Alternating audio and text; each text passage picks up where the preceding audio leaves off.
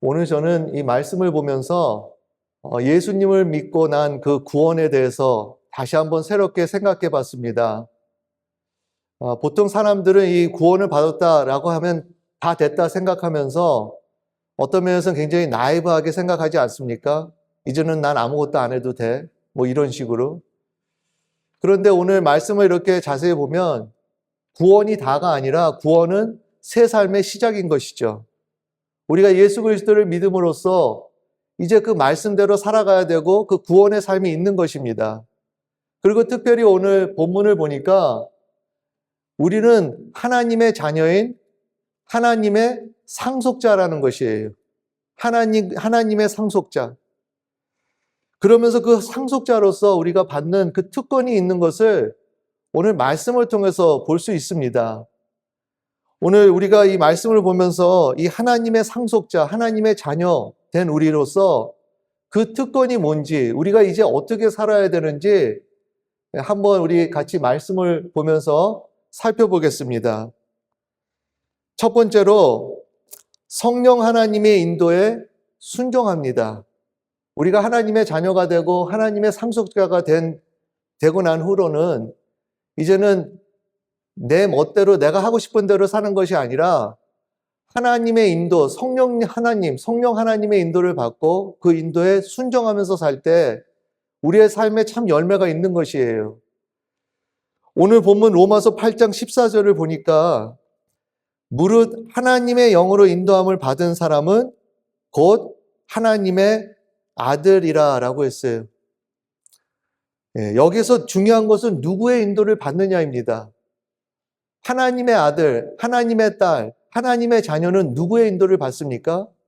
오늘 이 말씀을 보니까 성령님의 인도를 받는 사람들, 성령 하나님의 인도를 받는 사람들이 참으로 하나님의 아들이고 하나님의 자녀이고 하나님의 상속자라는 것이죠.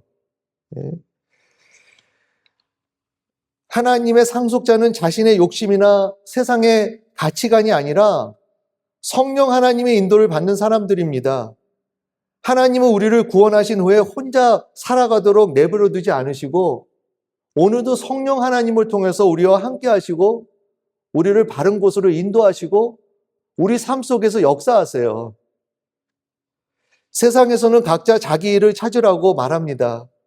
자기의 생각을 믿고 자신의 그 계획대로 살아가라고 하고, 그러나 하나님의 자녀는 다르죠. 하나님의 자녀는 혼자 살아가는 사람들이 아닙니다. 성령 하나님의 인도를 받으며 살아가는 사람들이에요. 그 이사야 1장에 보면은 이제 이스라엘 백성들이 부패해가지고 하나님께서 그 이사야 선지자를 통해서 심판하시겠다고 하십니다. 그러면서 그 이스라엘 백성들이 자기들은 하나님의 백성이다, 하나님의 사람들이라고 하면서 자부심은 있었지만 그 사람들이 그 가난하고 연약한 자를 업신여기고 박해를 했어요.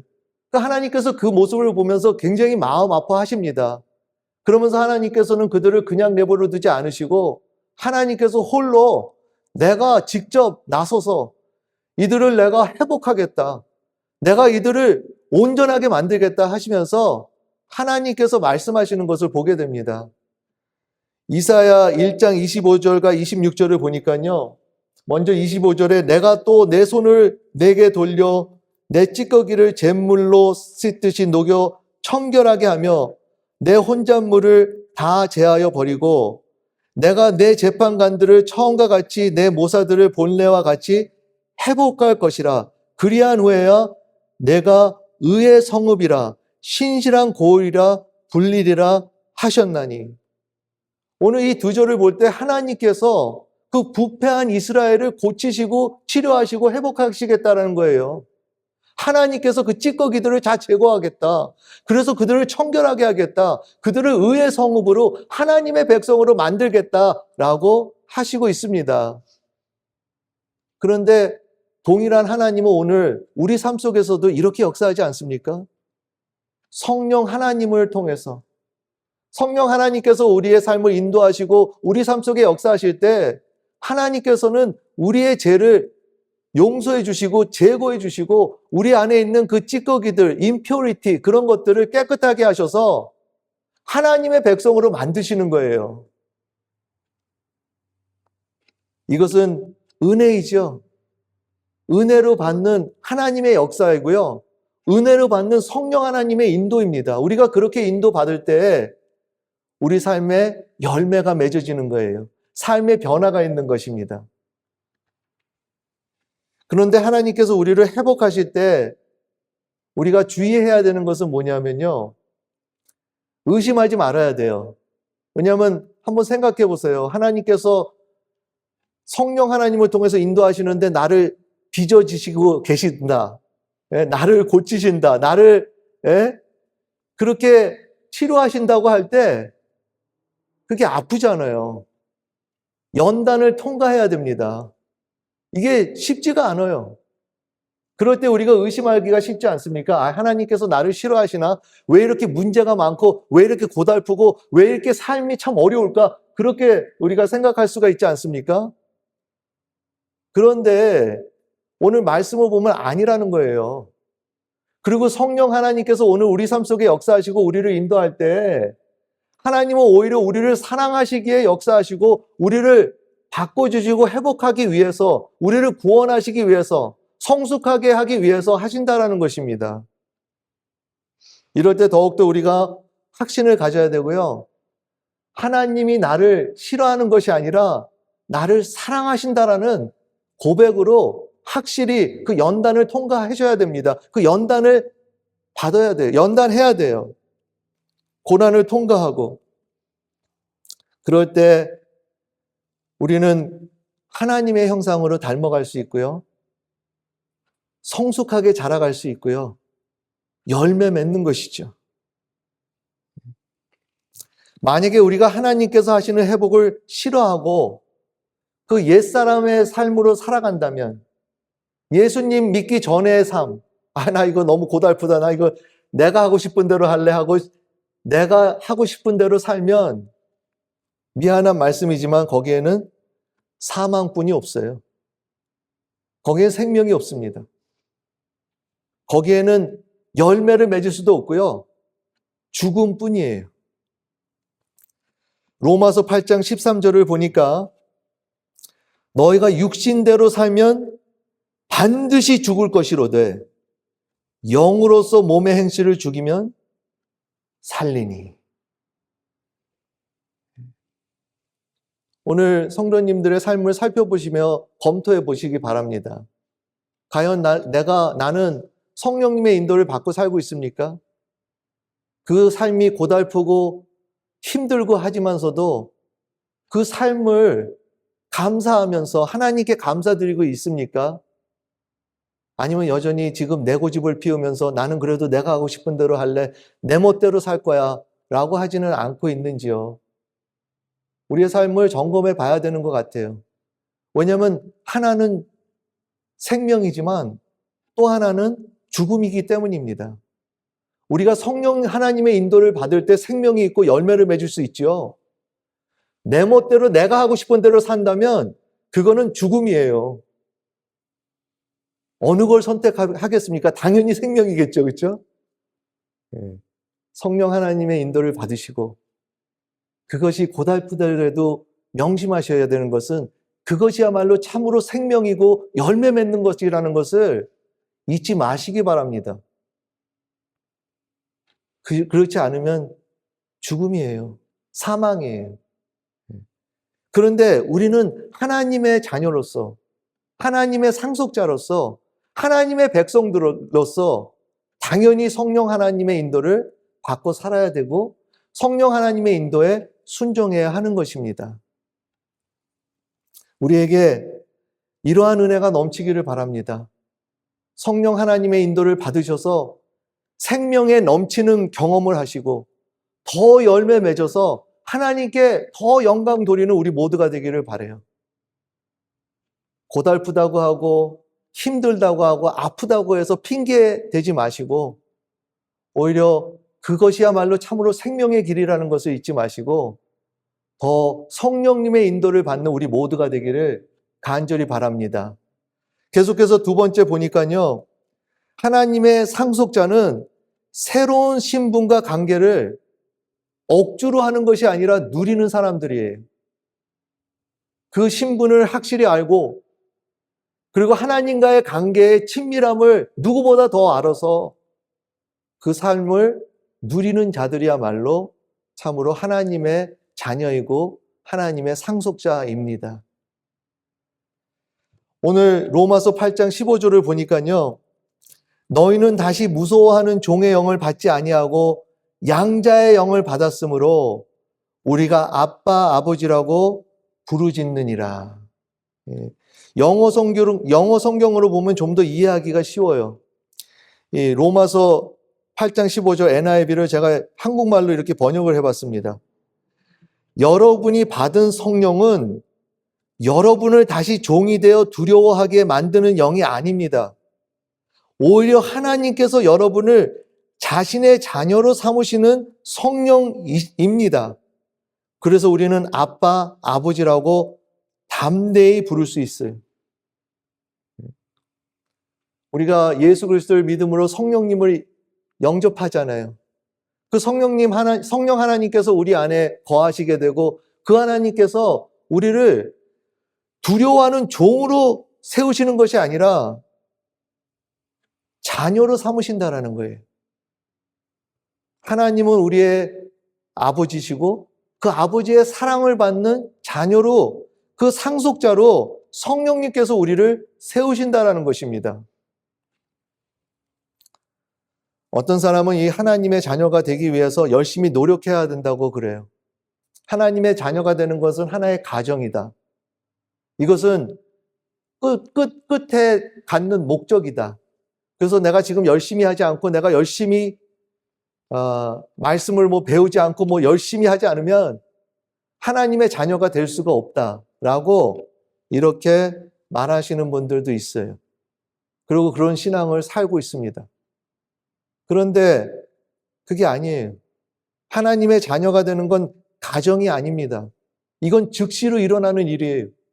예수 그리스도를 믿음으로 성령 하나님을 영접할 때 성령 하나님께서 우리를 자녀로 삼으시는 것이지 우리가 열심을 내서 당연히 그렇다고 열심히 하지 말라는 얘기는 아니에요.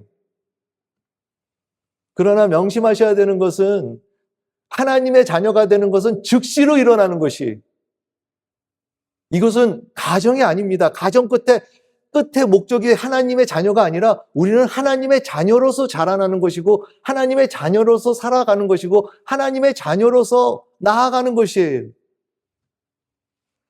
요한복음 1장 12절을 보니까요. 영접하는 자, 곧 그 이름을 믿는 자들에게는 하나님의 자녀가 되는 권세를 주셨으니 여기에 지금 열심히 일을 해야 된다고 합니까? 열심히 신앙생활하는 자가 하나님의 자녀가 됩니까? 아니에요.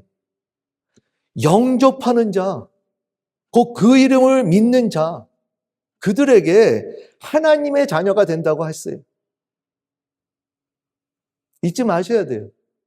어느 분은 그런데 왜 저는 똑같이 보이죠? 맞아요. 겉모습은 똑같아 보여요. 그러나 우리의 속사람은 완전히 변했어요.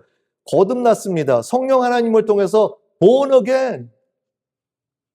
우리가 예수 그리스도를 믿고 성령님을 우리 마음에 영접할 때 즉시로 우리는 하나님의 자녀가 됩니다. 말씀이 그렇게 말씀하고 있어요. 혼돈하지 마시기 바랍니다. 다른 사람들의 잘못된 가르침에 빠지지 말으시기 바랍니다.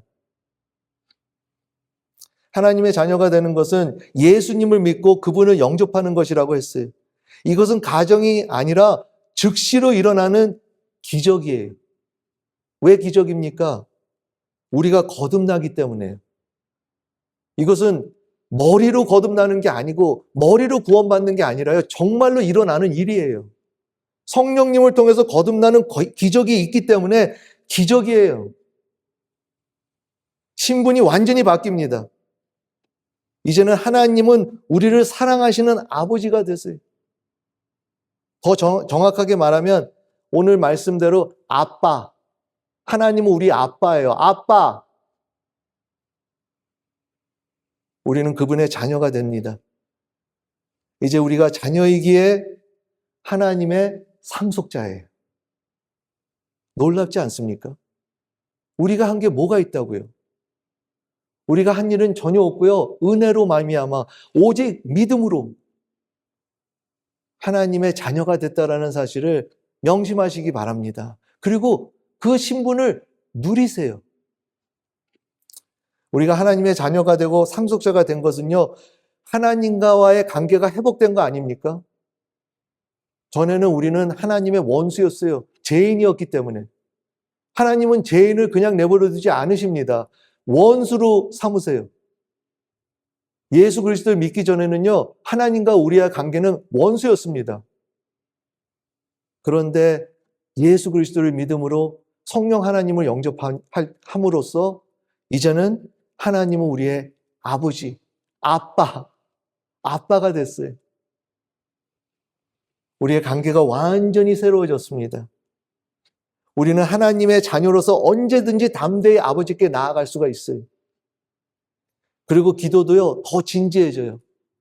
전에는 기도가 그 멀리 계신 하나님께 아뢰는 기도였다면 예수 그리스도를 믿고 하나님의 자녀가 되고 난 후의 기도는요, 굉장히 진지하고 굉장히 깊어집니다. 친밀하고 친근하고. 전에 한 집사님의 간증을 들은 적이 있어요. 그 집사님은 어린 시절 부모님이 너무 엄격해서 하나님께 기도하는 것조차 늘 두려워했다고 합니다. 하나님도 그 부모님처럼 엄격하시고 조금만 잘못하면 꾸짖으실 것이라고 그렇게 잘못 생각했어요. 그런데 복음을 들으면서 말씀을 계속 들으니까 아닌 거예요. 생각이 바뀌었다고 합니다. 하나님은 육신의 부모보다 훨씬 더 자비로우시고 사랑이 많으신 아버지라는 사실을 깨닫게 됐대요. 그때부터 그 집사님은 더 이상 두려움 때문에 하나님을 피하지 않았습니다. 오히려 어떤 일이 있어도 하나님께 나아가 기도하게 되었다고 간증했어요.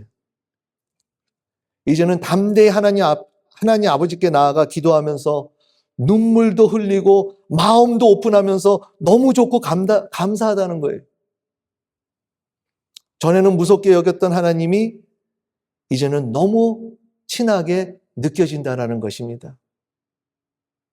이것이 바로 하나님의 자녀이고 또한 상속자의 모습이에요. 하나님은 우리가 두려움 때문에 멀리서 있기를 원하지 않으세요. 언제든지 아빠, 아버지라고 부르며 담대히 나아오기를 기다리십니다. 우리가 해결할 수 없는 문제가 있으면 우리의 아빠, 아버지께 나아가는 것이, 내가 부족할 때 채워달라고 하는 거예요. 힘들 때 도와달라고 하는 것입니다. 상처가 있을 때 고쳐달라고 하는 것이에요. 또한 좋은 시간대도, 우리가 좋을 때도 더 아버지께 나아가 기도로 함께하는 그것이야말로 참으로 하나님의 상속자고 하나님의 자녀인 것이죠. 하나님은 우리를 두려워하는 종으로 부르신 것이 아니라 사랑하는 자녀로 부르셨습니다. 그러므로 어떤 일이든지 아빠, 아버지께 담대히 나아가시기 바랍니다. 24시간 7일 언제든지 나아갈 수 있어요. 그 새로운 신분과 새로운 관계를 마음껏 누리시는 우리 모두가 되기를 간절히 바랍니다. 또 하나 제가 경험한 거는, 배운 게 뭐냐면요, 이번 주 그 말씀 묵상 영상을 하면서 깨닫는 것은 하나님께서 우리에게 만물을 다스리는 권능을 주셨다라는 거예요. 어쨌든 우리가 이 만물에 끌려다니지 않습니까? 걱정, 근심, 두려움.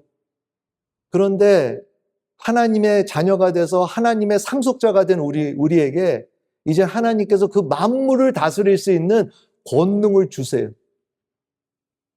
더 이상 그 만물에 우리가 끌려다닐 필요가 없습니다. 이제는 예수님 이름으로, 오직 예수님 이름으로 그 권능을 발휘할 때 그 만물을 다스릴 수가 있어요.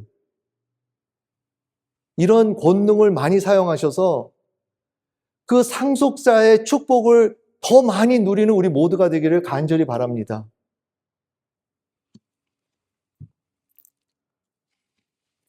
마지막으로 세 번째, 그리스도와 함께 영광을 받습니다.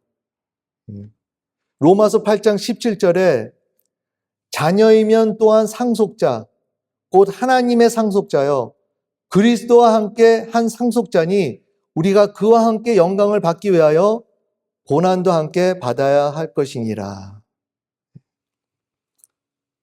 이 말씀을 좀 이렇게 생각해 보시기 바랍니다. 예수님과 함께 영광을 받는다라는 거예요.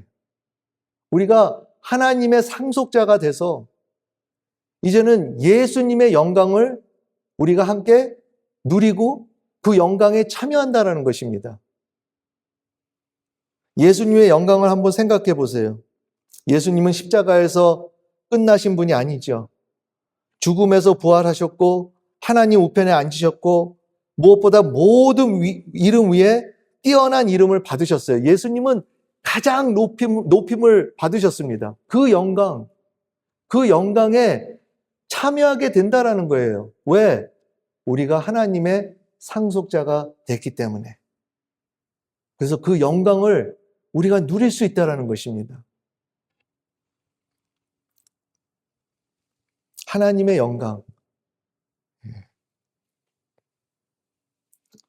얼마나 놀라운 은혜입니까? 우린 죄인이었어요. 그래서 사망의 길로 갈 수뿐이 없었어요. 영광이 무슨 영광입니까? 그런데 우리의 죄를 사하여 주시고 하나님의 자녀, 하나님의 상속자로 세워주시는 것만이 아니라 그 영광을 주시겠다라는 거예요. 얼마나 감사한지 모르겠어요. 근데 여기서 우리가 좀 잊지 말아야 되는 거, 명심해야 되는 거 뭐냐면요. 그 영광에 이르기까지는 고난도 있다라는 거 잊지 마시기 바랍니다. 그래서 이 고난이 있다라는 거예요. 이 고난은 그냥 세상에서 받는 고난이 아니에요. 이거는 예수님을 따르면서 받는 고난입니다. 그 고난이 함께 있다라고 하고 있어요. 그러나 그 고난은 영광에 비해서 비교할 수 없는 만큼 별거 아니라는 것이죠. 로마서 8장 18절에 이런 말씀이 있어요. 생각하건대 현재의 고난은 장차 우리에게 나타날 영광과 비교할 수 없도다. 지금 현재 예수님을 따르시면서 어려움을 겪고 있습니까? 고난을 당하고 계십니까? 어떤 면에서는 억울함, 그런 걸 당하고 있다면 그 영광을 생각하세요. 그 영광에 비해서 이건 아무것도 아니라는 거예요. 그 영광과는 비교할 수도 없도다. 저는 그러면서 이스라엘의 그 역사를 한번 생각해 봤습니다. 이스라엘 백성들이 애굽에서 노예 생활을 400년 넘게 하지 않습니까? 근데 그 백성들이 그렇게 노예 생활을 했지만 그 사람들은요, 나라를 한 번도 가져본 사람들이 아니에요. 나라라는 것이 뭔지도 모르는 사람들이에요. 그런데 하나님께서 내가 너희에게 영광을 주리라. 그 약속의 땅, 가나안 땅, 거기를 너희가 정복할 것이고 너희가 거기를 나라로 삼을 것이다. 한번 생각을 해보세요. 이게 말이 됩니까? 노예로 400년 넘게 사는 백성들이 나라 한 번 없었던 백성들인데 그 나라를 하나님께서 주시겠다라는 거예요. 그 영광. 그런데 그 영광을 위해서 그들이 뭐를 합니까? 40년 동안 강야 생활을 하죠. 강야 생활을 하면서 힘들고 어렵고 배도 고프고 목도 마르고 그럼에도 그 영광을 위해서 그들이 하나님의 인도를 받고 가나안 땅에 가지 않습니까? 하나님은 오늘 우리에게 이것이 하나의 역사만이 아니라 우리에게도 이런 영광이 있다는 것을 말씀하고 계세요.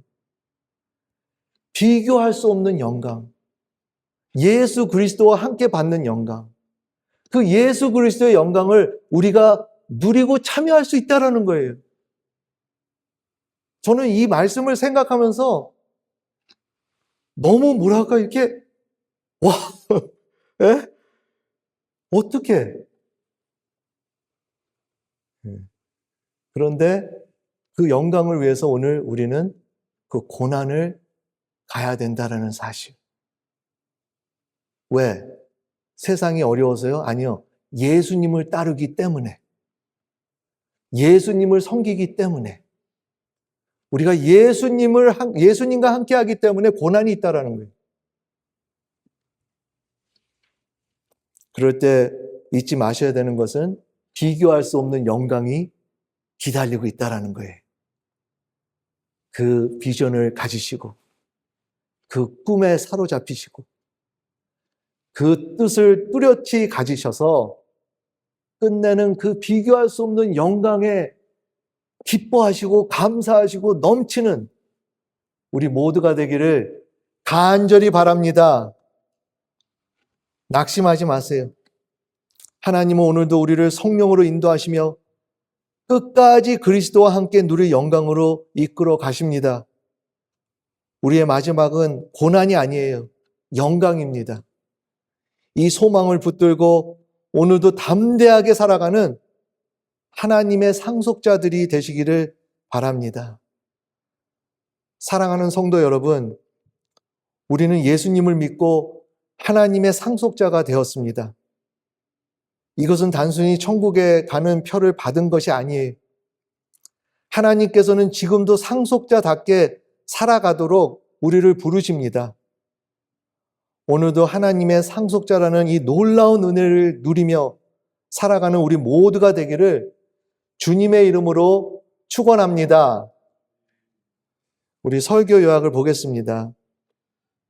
하나님의 상속자가 된 우리는 이제는 성령 하나님의 인도에 순종하면서 살아가는 것이, 그럴 때 우리의 삶에 열매가 있고 생명이 넘치는 것이에요. 그리고 새로운 신분, 이제 하나님의 자녀, 하나님은 우리의 아빠가 됐어요. 그 관계를 많이 누리는 그것이야말로 하나님의 상속자의 모습인 것이죠. 무엇보다도 그리스도와 함께 영광을 받습니다. 다 함께 기도하시겠습니다. 하나님 아버지, 오늘 이 말씀 감사합니다. 어떻게 우리 같은 자들이 죄인이었는데 우리의 죄를 사하여 주시고 자녀 삼아 주신 것만이 아니라 이런 놀라운 축복을 해주신 것을 말씀으로 다시 깨닫게 해주시고 경험하게 해주심을 감사합니다. 아버지, 오늘도 이 믿음 갖고 담대히 나아가는 저희가 되어서 아버지께 참으로 영광을 돌리는 저희 모두 될 수 있도록 은혜 베풀어 주시옵소서. 예수 그리스도 이름으로 기도드립니다. 아멘.